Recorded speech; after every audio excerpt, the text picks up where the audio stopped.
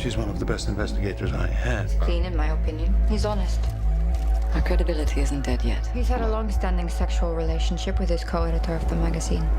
You come stay on the island. You will be investigating thieves, misers, bullies, the most detestable collection of people. We are back with another interesting movie recap. Today, we are going to give a synopsis of David Fincher's 2011 thriller, The Girl with a Dragon Tattoo. On the surface, The Girl with the Dragon Tattoo is a simple mystery thriller, but on a deeper level, this is an examination of the violent abuse of women in Sweden, focusing particularly on the warped philosophies and governmental failure that permits such acts. Also, some of the moral and ethical issues in this movie are murder, rape, torture, physical abuse, fraud on the surface. Before starting, I would like to request all of you to subscribe to our YouTube channel and also press the bell icon to get notified. The point of the movie is that for every power, there is another power. This tough and uncompromising movie tells about the need to hit back when they hit you. However, with the force of retaliatory strike, you still need to be careful. I think that's all about the introduction of the movie. So let's begin without wasting any time. The story opens with Swedish journalist Mikael Blomqvist trying to recover from his career failure brought on by a libel lawsuit filed by wealthy businessman Hans-Erik Wennerström. In a fit of rage, Mikael accepts a tempting but odd offer from a mysteriously wealthy individual by the name of Henrik Banger. In exchange for Mikael's assistance in looking into and resolving the 40-year-old disappearance of Henrik Vanger's grandniece Harriet, who was assumed dead, Henrik agrees to trade evidence against Wennerström. Henrik Vanger gets a frame and printed flower every year on his birthday from an unknown sender, which just so happens to be the same kind of flower Harry used to give him every year before she vanished. Henrik assumes that the sender of the strange gifts must be Harriet's killer. In order to write a biography of Henrik Vanger, Mikael pretends to be a journalist and settles into a cottage on the Vanger family estate on an island in Sweden. In the meanwhile, Lisbeth Salander, a young sassy hacker and investigator whose state-assigned guardian passes away from a stroke and is replaced by the repulsive Nils Bierman, is introduced. Elizabeth is raped and tortured by Nil while being threatened with institutionalization if she resists his savage advances. Lisbeth's finances are still entirely under Nil's control, up until the day Lisbeth tastes Nils, bonds him, and rapes him in the name of revenge, before tattooing the phrase, "I'm a rapist pay," on his breast. She also threatens him into giving her access to her own cash, and for him to stop contacting her, by showing him a previously filmed video of him raping her. In a subsequent scene, Mikael is on the Vanger estate, and had just learned that some of the Wanger family members are actually neo-Nazis. Then he discovers a collection of names and numbers that later prove to be allusions to biblical passages. When Mikael enlists Lisbeth, whom we previously met, to assist him in his investigation into and discovery of Harriet's murder, Lisbeth learns that the list of verses from the Bible is actually a list of young women who were killed between 1947 and 1967 by a possible serial killer. The majority of the names on the list are Jewish names, and Michael and Lisbeth assume that the murderers' motives were probably anti-Semitic, pointing them in the direction of a member of the Vanger family based on their prior observations. With a dead cat on the porch one day and an assassination attempt the next, the couples begin to see threats outside of their cottage. At this attempted assassination, Michael receives a grazed wound from a bullet. Lisbeth treats him for his wounds, and the two start dating. Working together, Mikael and Lisbeth piece together the gaps in the data to establish that the young women on the list they obtained were actually murdered by Gottfried Vanger, Harriet's late father. They also understood that after Martin Vanger Gottfried's passing, his son and Harriet's brother had continued the history of rapes and killings in Martin's house on the estate. Michael starts looking for additional evidence and finds himself locked in the cellar Martin has set up for him to fall into. Martin admits to killing and murdering women for decades, exactly like his father Gottfried, as Mikael is gassed and restrained. Martin insists that he knows nothing about his sister Harriet's abduction, despite making a confession. When Lisbeth shows up, she confronts Martin as he is ready to kill Mikael and aids Mikael in escaping. She pursues Martin on her motorcycle until he crashes into a propane tank and dies when his car catches fire. We discovered that Elizabeth was institutionalized as a youngster after attempting to burn her father alive when Michael and Lisbeth reunited. After the incident, the two of them start theorizing that Harriet is probably still alive since Martin didn't kill her, and start looking for proof. They went to London to find Harriet, who had been hiding and passing herself off as her cousin Anita. When Harriet was only 14 years old, her father Gottfried was discovered to have abused her sexually for a full year. He survives till she unintentionally kills kills him while defending herself, revealing evidence of money laundering that Michael exposes in an editorial to discredit Wennerstrom. During this time, Elizabeth uses a fake identity to travel to Switzerland and withdraw 2 billion euros from Wennerstrom's accounts. As a result, Wennerstrom is later found dead in an alleged gang killing. The enigma behind Harriet's disappearance has now been cleared up. It is Christmas and Michael has cleansed his name. Lizbeth comes over to McCall on her motorcycle, anticipating that he would be pleased to see her and carrying him a nice Christmas gift and a handwritten message. But at this point, Michael and Erica, the married lady with whom he had an affair before his downfall, and who also happens to be the magazine's co-editor, can be seen together. Lizbeth throws his present in the trash after feeling betrayed and then rides off. Even though Lizbeth saves Michael's life at the end of the film, it's not enough to make true love work. The girl with the dragon tattoo should be understood as follows. No matter how strong Lizbeth was, deep down she dreamed of ordinary happiness. If you like this video, then give it a big thumbs up. Don't forget to like and subscribe, and also press the bell icon to get notified, and let us know which movie you would want to see next in the comments section. Your appreciation means a lot. Thanks for watching, guys.